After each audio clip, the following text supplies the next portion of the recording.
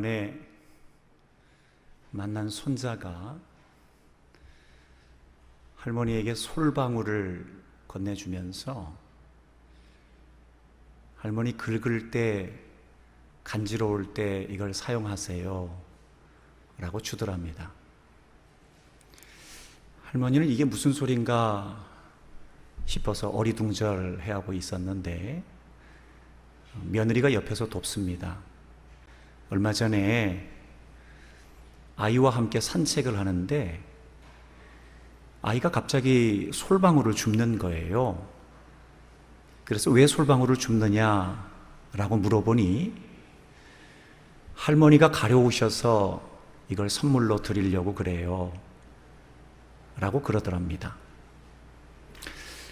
할머니는 그 이야기를 듣고 얼마 전에 일이 생각이 났답니다. 얼마 전에 모기에 물려서 몸을 막 긁고 있었는데 아마 아이가 생각하기에는 할머니는 늘 몸을 긁는다 이런 생각을 했던 것 같습니다. 그래서 할머니가 늘 자주 몸을 긁으니까 솔방울을 드리면 좋은 선물이 되겠다 그런 생각이 들었던 거죠.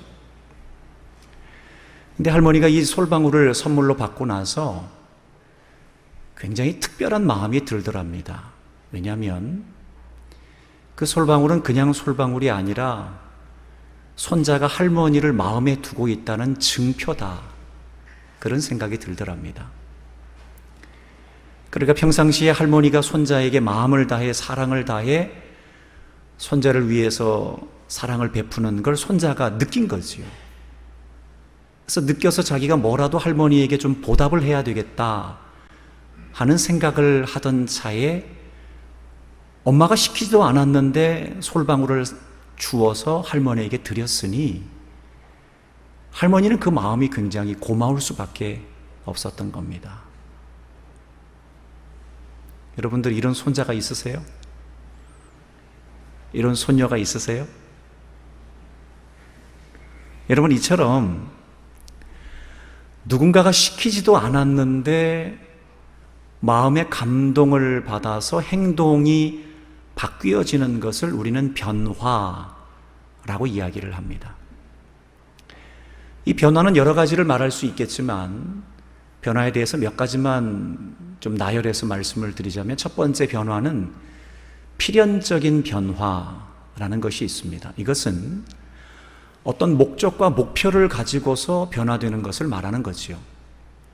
예를 들자면 내가 건강을 위해서 이러면 안 되지, 내가 변화해야 되지. 내가 내 가족을 위해서 이러면 안 되지, 내가 변화돼야 되지. 내가 내 인생을 위해서 이렇게 살면 안 되지, 변화해야 되지. 무언가 어떤 목적과 목표를 가지고서 변화해야 되겠다라고 생각하는 것을 우리는 필연적인 변화라고 이야기를 합니다. 그리고 두 번째 변화는 유사한 변화입니다. 이것은 사람들을 그대로 따라하는 겁니다. 그러니까 사람들이 공부를 하면 나도 공부를 하고, 사람들이 운동을 하면 나도 운동을 하고, 사람들이 맛있는 걸 먹으면 나도 맛있는 걸 먹으면서 사람들이 하는 행동을 그대로 따라하는 것을 우리는 유사한 변화라고 이야기를 합니다. 그리고 마지막 세 번째 변화가 바로 근본적인 변화입니다. 이것은 우리 각자의 삶을 주도하고 있는 것이 바뀌게 되었다는 것을 말합니다. 말하자면 운동 경기에서 감독이 바뀌게 되면 운동 경기를 하는 선수들의 태도가 달라지지요. 이처럼 감독이 주도하는 사람이 바뀌게 되는 것을 근본적인 변화다라고 이야기를 합니다. 그런데 이 근본적인 변화를 우리는 다른 말로 신앙의 변화라고 이야기를 합니다. 여러분 아는 것처럼 우리는 예수님을 믿으면 우리에게 반드시 변화가 일어납니다. 예수님을 말로만 믿는 것이 아니라 예수님을 믿고 성령이 우리 가운데 역사하시게 되면 우리 안에 변화가 일어나기 시작하는 거죠. 그것은 이전에 우리를 주도하고 있는 것이 죄였는데 이제는 죄가 우리를 주도하는 것이 아니라 성령께서 우리를 주도하신다 하는 주도가 바뀌게 되는 겁니다. 그러다 보니 성령께서 나를 주도하다 보니 나의 겉사람은 그대로인데 나의 속사람이 안에서부터 변화되는 놀라운 변화들을 경험하게 되는 겁니다. 그러다 보니 이전에는 내 자신만을 위해서 삶을 살았다면 성령이 주도해서 변화를 경험하게 되면 하나님의 영광을 위해서 사는 것은 무엇일까 하는 것을 생각하게 되고, 이전에는 내 욕심과 탐욕을 위해서만 살아갔다면 이제는 나와 동행하시는 예수님께서 기뻐하시는 삶은 무엇일까 하는 것에 대해서 고민하게 되고, 이전에는 말씀을 통해서 들풀도 입히시고 우리의 머리털까지 세신 분이 하나님이시다라는 것이 믿어지지 않았는데 이제는 그 말씀이 믿어지기 시작하는 겁니다. 그러니까 믿어지면서 말씀이 우리를 지배하고 말씀이 우리를 주도하는 것을 통해서 이해할 수 없는 내 삶의 근본적인 변화가 일어나게 되는 것이 바로 신앙의 변화, 근본적인 변화다라고 이야기를 하는 겁니다. 여러분 잘 아시는 것처럼 오늘은 우리 교회 절기상, 그런데 우리 교회는 조금 늦게 지금 지키고 있지만 맥주 감사 주일 절기를 우리는 지내고 있습니다. 맥주 감사절은 다른 말로 초실절이라고 이야기를 합니다. 이 말은 이스라엘 백성들이 광야에서 하나님께서 주시는 만나를 먹었습니다. 그런데 이제 하나님께서 약속하신 가나안 땅 안에 들어와서 만나가 멈추게 된 겁니다. 그리고 이제 그들은 가나안 땅 안에서 경작한 첫 번째 곡식인 보리와 밀을 먹게 된 겁니다. 그래서 첫 번째 거둔 곡식의 보리의 이름을 딴 맥추를 따서 맥추절이라고 하는 것이지요. 그러니까 이제 새롭게 들어간 가나안 땅 안에서 주신 첫 번째 곡식과 열매를 하나님께 감사함으로 드립니다 하는 것이 바로 맥추감사절이다라는 겁니다. 그러니까 맥추감사절이라는 것은 변화에 대해서 고백하는 걸 말하는 겁니다. 이 변화가 중요합니다. 그러니까 이전에 하나님께서 광야길을 걸어갈 때 이스라엘 백성들에게 만나를 주셨지요. 근데 만나를 주실 때 이스라엘 백성들은 그 만나를 보면서 뭐라 그러냐면, 야, 이게 뭐냐? What is this? 이게 뭐야? 그들은 만나를 보면서도 이게 하나님께서 자신들에게 주신 선물인 줄 모르고, 야, 이게 뭐냐? 라고 하면서 그냥 먹고 치웠던 것이죠. 그런데 이제 이들에게 변화가 일어나서 가나안 땅 안에 들어가서 얻게 되는 곡식은 하나님께서 우리에게 주신 은혜의 선물인 줄 우리가 확실히 알게 되었습니다. 이런 변화를 고백하는 것이 바로 맥추감사절이라는 겁니다. 그런 의미로 생각을 하자면 우리가 지금 2021년 우리가 맥추감사절을 보내는 의미는 이 변화의 고백이 담겨 있어야 된다는 것이지요. 그러니까 내가 2021년도 전반기를 살아오면서 운이 좋아서 이렇게 살았지, 운이 좋아서 코로나에 걸리지 않았지, 그래 내가 가지고 있는 능력으로 내가 이 정도 살 수 있었지 라고 고백할 수도 있지만, 이제 우리 안에 올바른 맥추감사주일의 고백이라는 것은 변화가 일어나야 된다는 겁니다.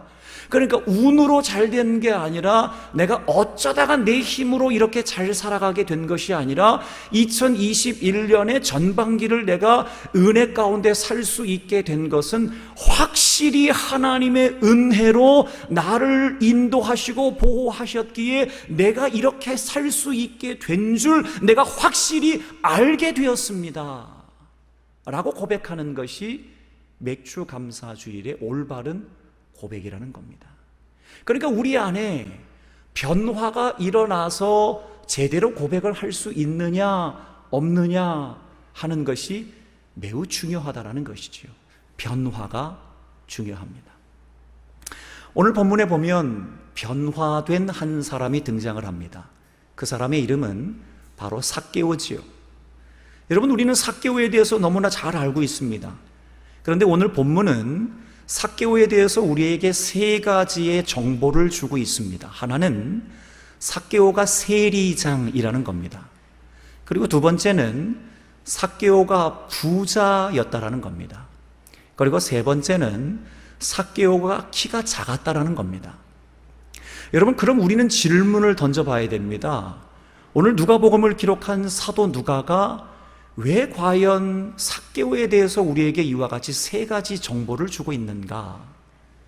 그것은 이 세 가지 정보를 통해서 삭개오의 삶이 어땠는지 한번 좀 유추해 보라는 겁니다. 이 정보를 가지고 삭개오의 삶이 어땠는지 한번 좀 상상을 좀 해보라는 겁니다.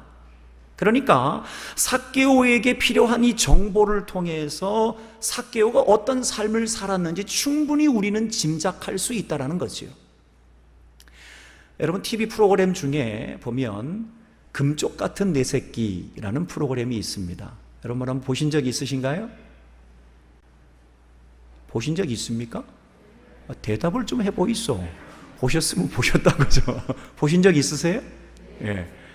이 금쪽 같은 내 새끼라는 프로그램은 자녀를 키우는 데 있어서 어려움을 겪는 부모가 전문가에게 나와서 양육하는 데 어려운 문제를 이야기하는 겁니다. 그러면 전문가가 그 이야기를 듣고 올바른 솔루션, 해결책들을 제시하는 프로그램이 이제 금쪽 같은 내 새끼라는 프로그램입니다. 근데 제가 그 프로그램을 이렇게 쭉 보면서 한 가지 공통점을 발견했습니다. 그건 뭐냐면 지금 자녀에게 일어나고 있는 문제가 그 부모가 어렸을 때 경험했었던 문제였다라는 겁니다. 그러니까 그 부모가 자신을 키워준 부모에게서 받았던 상처나 어려움을 자기도 모르게 자기의 자녀를 키우면서 똑같이 받은 상처를 혹은 받은 영향을 그대로 자기의 자녀에게 보여주고 있다는 겁니다. 그러니까 말하자면 자기의 부모에게서 한 번도 사랑에 대한 고백을 받지 못한 부모는 자기 자녀를 키우면서도 한 번도 사랑에 대한 고백을 잘 못한다는 겁니다. 자기의 부모에게 한 번도 인정받은 말을 들은 적이 없는 부모는 자기의 자녀를 키울 때도 인정하는 말을 잘 못한다는 겁니다. 아이고, 내 새끼 참 잘했네. 아이고, 너 참 잘했구나. 훌륭하다. 어떻게 이런 일을 했어? 라는 말을 잘 못하더라는 겁니다. 자기의 부모에게 굉장히 강압적이고 억압적이고 폭력적으로 어렸을 때 양육을 받은 부모는 자기도 모르게 자기의 자녀를 굉장히 억압적이고 폭력적으로 자녀를 키울 수 있다는 겁니다. 자기의 부모에게 굉장히 매사에 조심해야 돼 라는 것들을 교육받은 부모는 자기의 자녀를 키울 때도 조심해야 돼, 매사에 조심해야 돼 하는 근심에 대해서 마음을 가지고 자녀를 키우는 일들이 있더라는 거지요. 그러니까 한 사람의 삶을 봤을 때는 그 사람의 인생의 한 부분이라도 무의미한 것이 하나도 없었다라는 겁니다. 어렸을 때 컸던 그 사람의 정보, 그리고 학생 때 보냈던 그 사람의 정보, 그리고 청소년기를 보냈던 그 사람의 정보가 한 사람의 인격체를 구성하는 데 있어서 매우 지대한 영향을 미치고 있었다라는 겁니다. 여러분, 삭개오가 그랬습니다. 삭개오에게 있어서 가장 그의 인격과 그의 삶을 결정하는 아주 중요한 요소 중에 하나가 뭐냐면 키가 작다는 것이었습니다. 여러분, 삭개오는 키가 작았습니다. 그러다 보니 우리가 예상할 수 있는 것은 그가 키가 작은 문제로 인하여서 굉장히 마음으로 주눅들어 살아갈 수 있었다라는 것이었습니다. 여러분, 보통 키가 작지 않았다면 성경에서 키가 작다라는 말을 다시금 거듭하지 않았겠지요. 그런데 그는 키가 작은 문제로 주눅들어 있었습니다. 늘 주눅들어 있었습니다. 그리고 사람들이 자기를 무시하는 것 같은 느낌을 받은 겁니다. 실제로 사람들이 삭개오를 무시했는지 안 했는지 그건 잘 모릅니다. 그런데 상처를 안에 가지고 있는 사람은 그냥 사람들이 말 한마디 해도 왜 나한테 무시해? 사람들이 눈짓 하나만 보내도 왜 나를 무시하는 저런 행동을 하지? 왜냐하면 그 안에 상처가 있다 보니까 주눅들고 무시당하는 마음을 가지고서 삭개오는 어린 시절과 청소년기를 보낼 수밖에 없었다라는 겁니다. 그러면서 삭개오가 결정한 것은 변화에 대해서 결정을 합니다. 아, 내가 이렇게 살아서는 안 되겠다. 내가 무언가 변화가 좀 돼야 되겠다 라고 생각을 한 첫 번째 변화가 바로 필연적인 변화입니다. 삭개오는 주눅들지 않기 위해서, 그리고 사람들에게 무시당하지 않기 위해서 그는 변화를 택합니다. 돈을 벌기 위한 변화를 택합니다. 야, 내가 사람들에게 주눅들고 사람들이 나를 무시해? 그러면 내가 돈 많이 벌면 사람들이 날 무시하지 않겠지. 내가 돈만 벌고 떵떵거리며 살면 내가 주눅든 채 이렇게 살아가지 않겠지. 좋다, 내가 한번 돈 벌어볼 거다. 내가 진짜 열심히 돈 한번 벌어볼 거다. 사람들이 무시 못하도록 내가 돈 한번 벌어볼 거다. 열심히 돈을 벌기 위해서 노력을 하고 또 노력을 합니다. 그래서 그가 택한 직업이 바로 세리였습니다. 여러분, 세리라는 것은 로마 정부와 결탁해서 동족들에게 돈을 뺏는 일을 하는 게 세리입니다. 여러분, 우리로 말하면 매국노입니다. 여러분, 그러면 사람들에게 얼마나 비난을 당했겠습니까? 얼마나 손가락질을 당했겠습니까? 야, 너가 저러고도 사람이냐? 너가 그러고도 사람이냐? 얼마나 사람들에게 비난의 화살을 맞았겠습니까? 그런데 삭개오는 그게 중요하지 않았습니다. 왜냐하면 그가 이제까지 주눅든 채, 이제까지 사람들에게 무시를 받으면서 살아갔기에, 야, 너희들이 나한테 아무리 손가락질 해봐라, 나는 눈 하나 깜짝하지 않는다. 나의 인생의 목표는 돈이다. 돈. 나는 돈만 벌면 너희들이 아무리 나를 비난한다 하더라도 나는 별로 신경 쓰지 않을 테다. 그리고 기어이 그는 돈을 벌어서 부자가 되었습니다. 기어이 그는 노력을 해서 세리 중에서도 세리의 우두머리격인 세리장까지 올라가게 되었습니다. 여러분, 그런데 문제가 생겼습니다. 이렇게 돈을 많이 벌면서 떵떵거리면서 살게 되었는데 마음에 만족함이 없습니다. 무언가 마음이 자꾸 허합니다. 돈이 많아 놓으니까 온갖 좋은 음식을 가지고 와서 먹어도 허한 마음이 채워지지 않습니다. 돈이 많아서 사람들을 불러다가 오락도 즐기고 취미 활동도 즐겼는데 마음에 만족함이 없습니다. 돈이 많아서 수많은 수입품들, 중국의 비단들, 인도의 여러 많은 좋은 옷들, 그리고 로마에서 갖고 오는 온갖 좋은 옷들을 입고 또 입는데도 마음에 만족함이 없습니다. 그래서 그가 택한 두 번째 변화는 바로 유사한 변화였습니다. 사람들을 따라하기로 결심한 겁니다.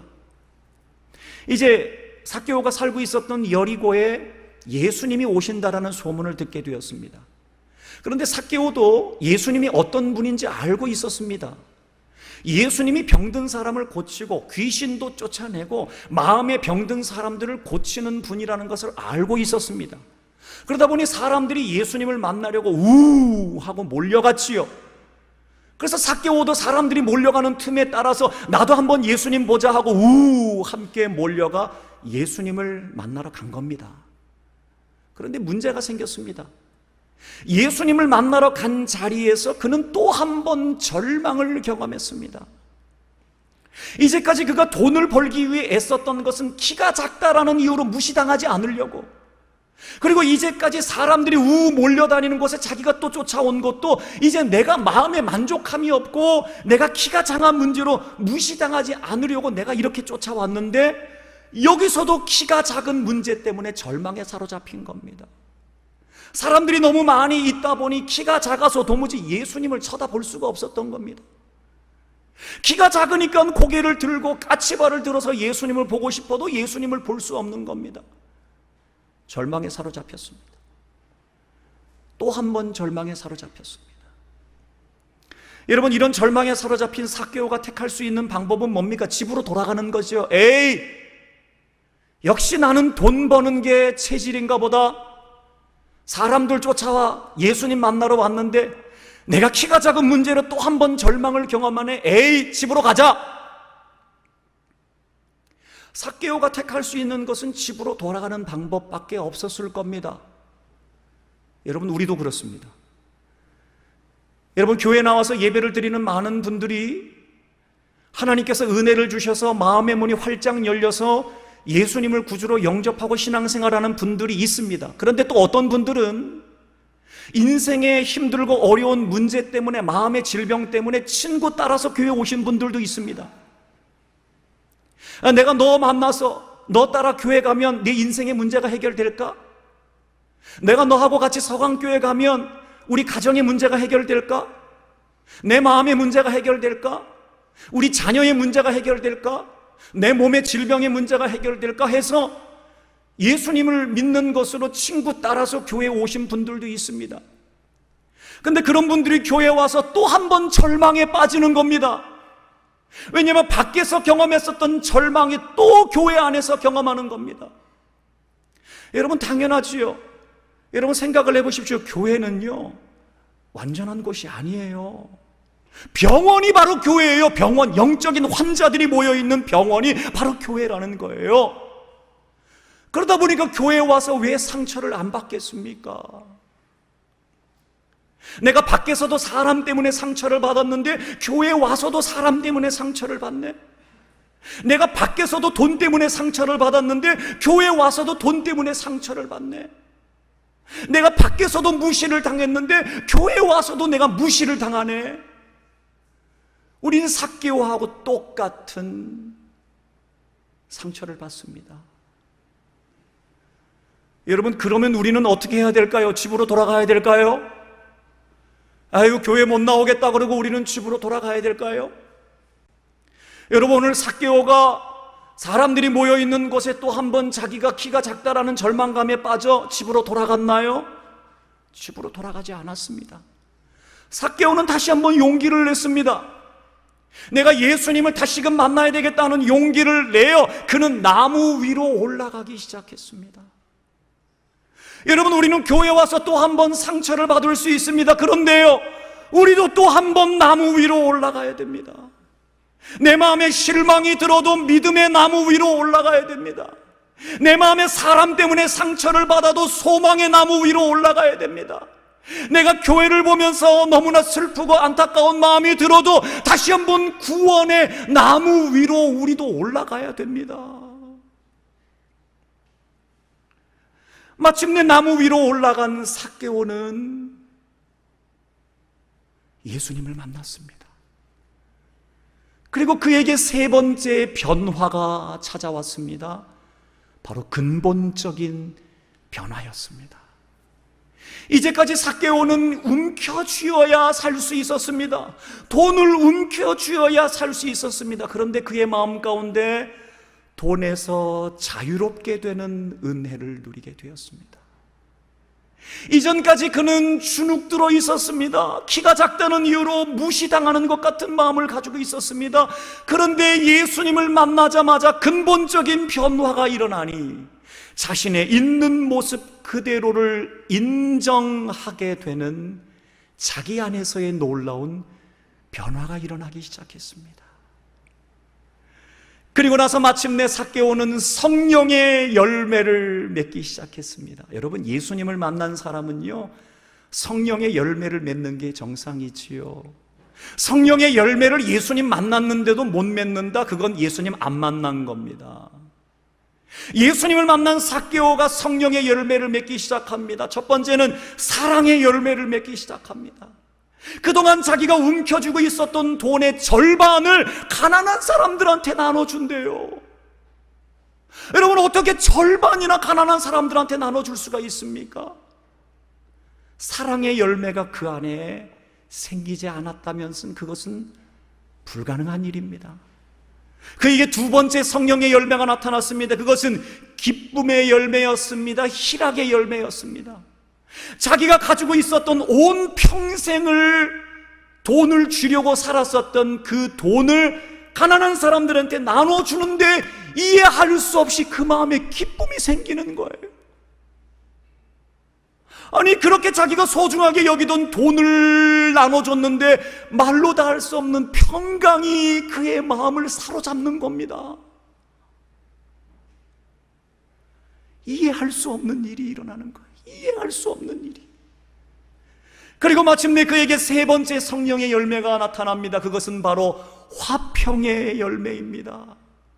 여러분, 내가 주눅 들어 있고 무시당한다 생각하니 내가 여러분들과 반목하며 살았습니다. 여러분들이 나를 무시한다고 생각을 했어요. 근데 그게 아니라 내 문제라는 걸 알았습니다. 자기 자신이 회개합니다. 그리고 나서 자기가 거짓말로 사람들에게 혹시라도 거짓말로 돈을 더 받은 것이 있다면 내가 회개의 의미로 4배를 더 쳐서 갚겠습니다. 미안합니다. 죄송합니다. 내가 화해의 손을 내밀겠습니다. 삭개오는 화평의 열매를 맺는 성령의 사람이 되었습니다. 사랑하는 여러분, 우리도 인생을 살아가다 보면 인생의 문제 앞에 우리도 필연적인 변화를 경험할 때가 있습니다. 내가 무시당한 채 이렇게 살아야 돼? 내가 무시당하지 않기 위해 돈 나도 한번 벌어볼 거다. 내가 큰맘 먹고 돈 벌면서 살 거다. 나를 무시하지 못하도록 내가 돈을 악착같이 벌 거다. 어떤 사람들은 무시당하지 않기 위해 돈을 악착같이 버는 사람이 있습니다. 어떤 사람은 무시당하지 않기 위해 열심히 공부하는 사람이 있습니다. 날 무시해? 나 지금 대학 공부하는 사람이야. 날 무시해? 나 지금 박사과정 공부하는 사람이야. 끊임없이 자기가 무시당하지 않기 위해 공부하는 사람이 있습니다. 무시당하지 않기 위해 자기의 힘을 키우는 사람이 있습니다. 내가 이래봬도 태권도 5단이야. 자기가 무시당하지 않기 위해 힘을 키웁니다. 인생을 살다 보니 혼자 사는 것이 힘듭니다. 어렵습니다. 그러다 보니 무시당하지 않기 위해 성격이 더 강해졌습니다. 목소리가 더 높아질 대로 높아졌습니다. 건들기만 하면 언제 폭발할지 모릅니다. 무시당하지 않기 위해 살아가다 보니 목소리가 하늘을 찌를 듯이 높아집니다. 성격은 너무나 예민한 성격으로 변화되어 있습니다. 여러분, 그렇게 인생을 살다가 우리에게 필요한 변화로 인하여 우리 자신이 변화되는데 그것으로 인해 우리의 마음이 만족이 됩니까? 여러분, 돈 많이 번다고 떵떵거리며 산다고 진짜 마음의 평안이 생기던가요? 공부 많이 한다고 힘을 기른다고 진짜 여러분들 마음의 평강이 임하던가요? 기쁨이 임하던가요? 그래서 우리는 2번째 변화를 택합니다. 그게 유사한 변화입니다. 야, 저 사람이 하니 나도 한번 해봐야 되겠다. 저 사람이 제주도 여행 가니 나도 제주도 여행 한번 가보자. 저 사람이 중국 여행 가니 나도 중국 여행 한번 가보자. 저 사람이 맛있는 음식 먹으니 나도 한번 먹어보자. 저 사람이 좋은 옷을 입으니 나도 한번 입어보자. 우리는 유사한 변화를 택합니다. 다른 사람 따라하니 좋던가요? 다른 사람 따라하니 만족이 되던가요? 다른 사람 따라하니 진짜 그 마음의 평강이 임하던가요? 우리에게 진정한 만족을 주실 수 있는 분은 예수 그리스도밖에 없습니다. 우리의 마음의 문을 활짝 열고 예수님을 영접하게 되면 그 예수님, 곧 하나님이신 예수님께서는 우리를 창조하신 분이시고 우리의 마음과 생각을 아시는 분이시고 우리의 상처까지 알고 계시는 분이기에 그 예수님이 우리 가운데 오게 되면 우리 안에 놀라운 치료의 역사가 일어나기 시작하는 겁니다. 여러분, 예수님을 통해서 진정 치료의 역사가 우리 가운데 임하게 되면 우리에게도 근본적인 변화가 나타날 뿐만 아니라 우리에게도 성령의 열매가 나타나기 시작합니다. 예수님을 마음에 영접하여 성령의 열매가 나타나면 우리 안에 사랑의 열매가 나타납니다. 내가 그동안 움켜쥐었던 것을 다른 사람에게 나누어 주어도 아까운 마음이 안 들어요.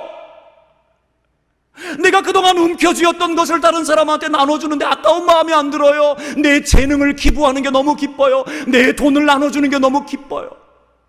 그리고 우리는 2번째 희락의 열매, 기쁨의 열매가 생깁니다. 내 것을 나누어 줬는데 왜 이렇게 기쁘지? 아니, 내 것을 나누어 줬는데 내 마음 가운데 드는 이 평강은 무엇일까? 우리는 세상이 줄 수 없는 평화로운 평강과 기쁨을 누리게 되는 겁니다. 그리고 마침내 우리도 3번째 화평의 열매를 맺기 시작합니다. 집사님, 미안해. 내가 그동안 피해 의식에 사로잡혀 있었어. 내가 피해 의식에 사로잡히다 보니 집사님이 그렇게 안 했는데 집사님이 날 미워하는 걸로 착각했어. 집사님이 나한테 그렇게 한 번도 얘기한 적이 없는데 집사님이 내 흉보고 다니는 줄 알았어. 미안해. 내 피해의식 때문에 그랬어. 여러분, 예수님을 마음에 영접하는 사람은 화평의 열매가 열립니다. 그래서 자기의 피해의식으로 사람들과 등지고 있었다는 것을 비로소 발견하게 됩니다. 비로소 회복이 되고 근본적인 변화가 일어나면 그 사람에게 먼저 가서 손을 내미는 겁니다. 집사님, 미안해. 권사님, 미안해. 여보, 얘들아, 미안해. 여러분, 이게 바로 성령의 열매입니다. 사랑하는 여러분, 여러분의 마음에 무엇으로 가득 차 있습니까? 여러분의 마음에 만족함을 주실 수 있는 것들로 가득 찰 수 있을 겁니다. 돈이 될 수도 있고 공부가 될 수도 있고 아니면 운동이 될 수도 있고 무언가 여러분에게 만족함을 줄 수 있다라고 생각하는 것들로 여러분이 지금 가득 차 있을 겁니다. 그러나 그것은 여러분들에게 만족을 주지 못할 겁니다. 이제 여러분의 마음에 있는 모든 것들을 다 내려놓고 이제 여러분의 마음에 예수 그리스도를 다시 한번 영접할 수 있기를 바랍니다. 그 예수님이 여러분들 가운데 찾아와 여러분들 속에 들어와 역사하게 된다면 우리가 그토록 바라는 치료의 역사와 우리의 삶의 근본적인 변화가 이루어지게 될 줄로 믿습니다. 바라기는 이 예수님으로 인하여 2021년 전반기 동안 내 삶을 인도하여 주신 분은 내가 아니라 오직 하나님의 은혜인 줄 내가 알게 되었습니다 라고 변화된 심령으로 주의 은혜를 고백하게 되는 저와 여러분이 다 되실 수 있기를 우리 주님의 이름으로 간절히 축원합니다.